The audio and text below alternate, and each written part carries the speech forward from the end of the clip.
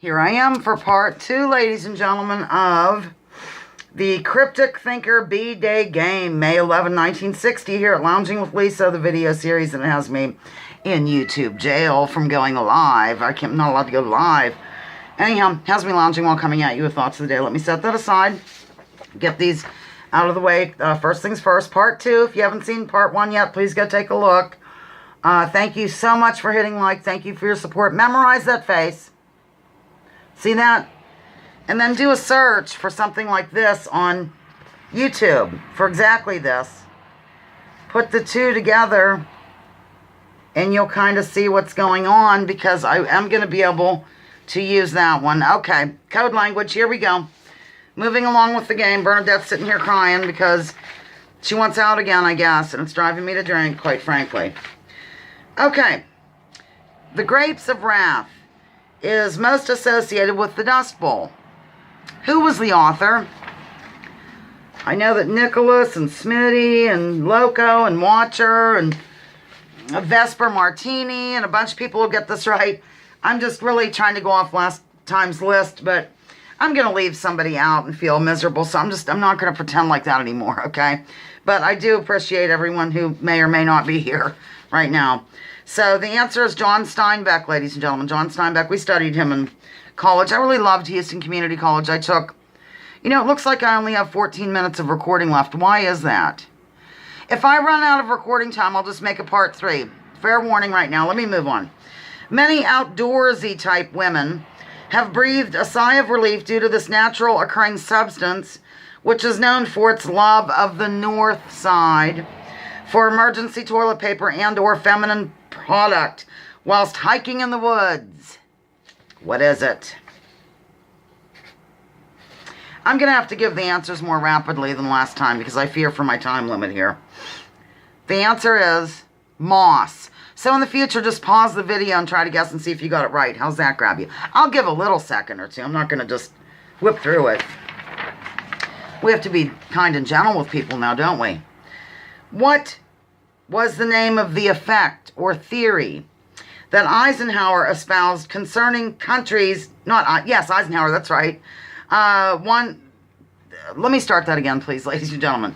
What was the name of the effect or theory that Eisenhower espoused concerning countries falling one by one to communism? It is associated with white tiles with dots that people often bring along camping for a rainy day. Pause the video. Unpause. The answer is domino effect or domino theory. The domino theory was a theory prominent from the 50s to the 80s, through the 80s, that posited that if one country and region came under the influence of communism, then the surrounding countries would fall in a domino effect. So there you have that. On June 14th, 1960, this psychological thriller opened in New York City. It featured a taxidermist hotel operated with a mother complex. It's most famous for its shower scene. Do you know it? Can you get it? Can you dig it? Do you know it?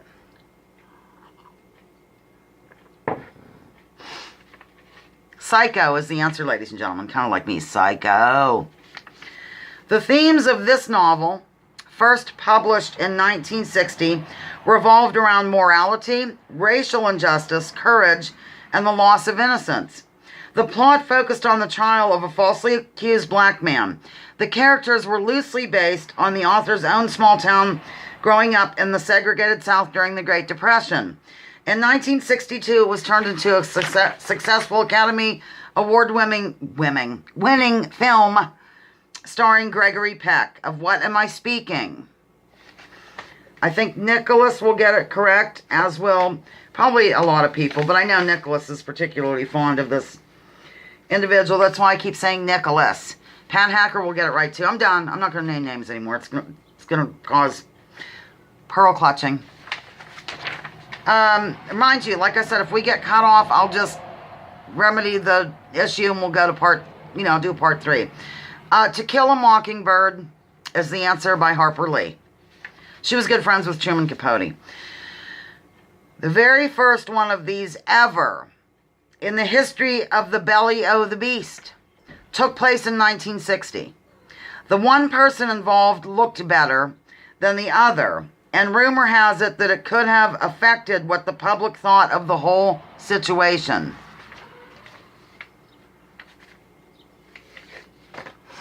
What could it be? I need more water. The answer is, ladies and gentlemen, a televised debate, and of course it was between Nixon and Kennedy, and people thought Kennedy looked better, but when they heard it on the radio, they thought Nixon did well. It just depended on your vantage point. In 1960, this person nationalized American oil, sugar, and other U.S. interests, which led to massive pearl clutching and over 600 attempts by the CIA to overthrow the government on his island nation. Mars is out there yammering. What could it be? Fidel Castro is the answer, ladies and gentlemen. In 1960, the American Heart Association linked this activity to heart disease and death in middle-aged men.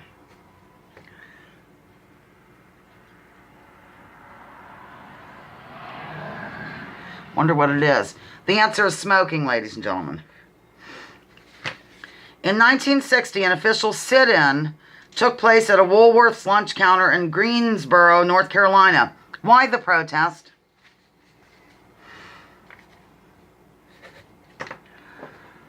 I'll let you guess. All right, time's up. It is civil rights. There's a link I will provide.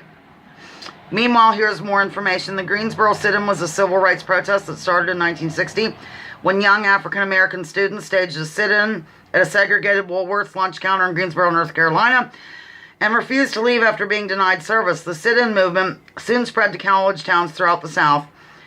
Though many of the protesters were arrested for trespassing, disorderly conduct, or disturbing the peace, their actions made an immediate and lasting impact, forcing Woolworths and other establishments to change their segregationalist policies. I took place in a sit-in at Conneaut Lake High School when it was Conneaut Lake High School, and it was because the cafeteria staff and bus drivers and that union, whatever, they were not being treated appropriately, and they were on strike. And we had the sit-in, and of course they took a few of our names, and my father came and got me. I thought it'd be a fun day off from school, but no, it wasn't. My dad was all on board with it, but mother was appalled. The good family name, how dare I do that? So anyhow, I had to do work at home, like paint a fence and dig a ditch, stuff like that. There was no fun in it at all in terms of having to come home, is my point. This was a popular movie in 1960, and interestingly enough, was also an answer from earlier today. It has to do with Texans remembering something. I'll just hold this up and give you that. The answer is the Alamo, ladies and gentlemen. Well, I have the visual aids. I'm going to go ahead and do this one.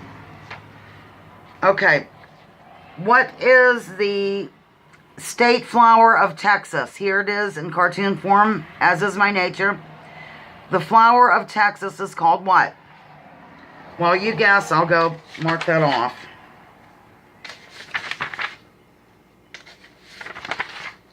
I look very serious.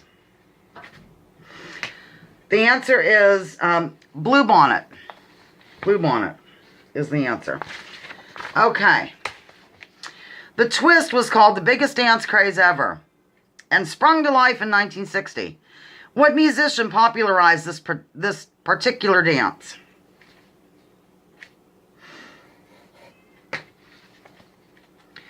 The answer is, pause if you don't know yet, that's not the answer, Chubby Checker.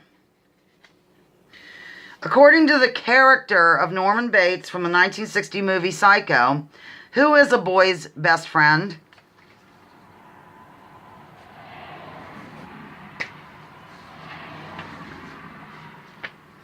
I'm going to have to eat something. I better pause. The answer is his mother. Okay, this was really weird to me. Race car driver Alan Stacy died in 1960 when he crashed after being hit in the face by this whilst driving at 120 miles an hour. What hit him in the face, ladies and gentlemen?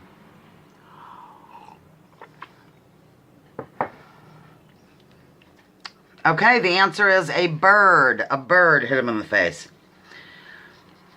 In November 1960, several witnesses saw a phantom army on a road near Otterburn, Northumberland. Okay, the site of a 1388 battle between the Kingdom of Blank and the Kingdom of England. Northumberland. Okay. The answer is Scotland, ladies and gentlemen. Scotland. Here's more information. Otterburn in Northumberland is the site of a battle fought in 1388 when the Scots, led by Douglas, defeated the English. In November 1960, Mrs. Dorothy Strong was in a taxi when she suddenly witnessed the phantom army that had been reported by others in the area. Her story is extraordinary in that it seems to also indicate some parallels between this rather ancient phenomenon of battle replays and the more modern one of UFO sightings, particularly that of vehicle interference. And here's a quote from the scowl. Suddenly the engine died, the fare meter went haywire, and the taxi was as if it was being forced against an invisible wall. The soldiers seemed to close in on us and then fade into thin air, end quote. Wild. Of course, I had no clue. All right. When backpacking, which we established in part 1 is one of Cryptic's hobbies, wilderness backpacking, it's important to have this necessity in an easily accessed region of said backpack, just in case of injury.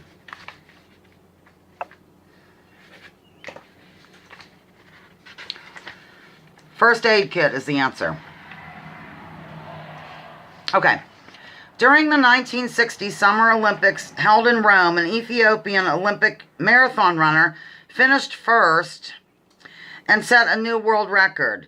What was different about him compared to all other contestants, which only added to the thrill of it all? After this, I'm gonna have to do a part 3, only because I know I'm eating up time here. I can tell. I can see it. I deleted. Okay, whatever. What made this so special, you know, in comparison to others? I think it's still that way. I don't think anyone else ever did this. So, if you don't know, just pause and think, and then unpause, and I'll give you the answer. He ran barefoot. More information. Abebe Bikila, A-B-E-B-E, new word, B-I-K-I-L-A. Couldn't find a comfortable pair of shoes, so he ran the 1960 Olympic Marathon in Rome barefoot, finished first, and set a new world record. Okay, I'm going to do a part 3. Lounging with Lisa, the video series that has me lounging while coming at you with thoughts of the day. Please join me, join others, drop your political identities. Let's focus on issues. Leave labels at the door. Research before you judge. Remember, War is Indeed a Racket by General Smedley Butler. Don't take my word for it, just check him out. See you in part 3.